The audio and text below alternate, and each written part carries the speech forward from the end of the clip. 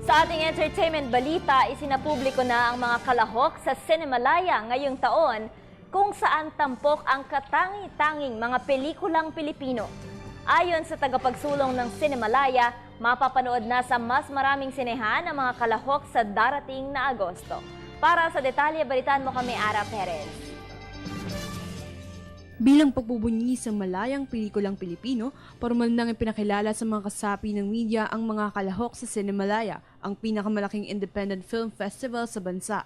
Ikinatuwa ni Chris Villalon, Vice President ng Cinemalaya Foundation, ang malugod na pagtanggap ng mga manonood sa naturang film festival na ngayon nasa ika-10 taon na. Sa temang isang dekadang ugnayan ng iba't ibang mundo, mahigit sa 30 pelikula ang matutunghayan ng mga manonood mula sa mga kategoryang New Breed, Director Showcase at Short Films.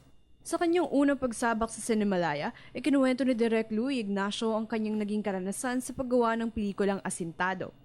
Unforgettable and sobrang exciting na Cinemalaya ito. First time ko pero parang gusto ko pa ulit gumawa after. Ibinahagi rin na Ignacio ang dapat abangan ng mga manonood sa kanyang pelikula at maging sa ibang mga kalahok. Pero pumapasok dito issue sa isang festival wherein itong festival na to, isa sa mga visual na festival sa Pilipinas na marami sa mga Pilipino hindi nakakaalam na may Taong Putik Festival. This one is Taong Putik Festival of Bibiclat, Nueva Ecija, Aliaga, Nueva Ecija.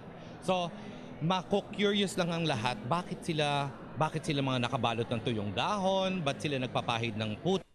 Ano yung mystery behind that? Ano yung kwento? So dito sa pelikulang Asintado, mapapanood nila.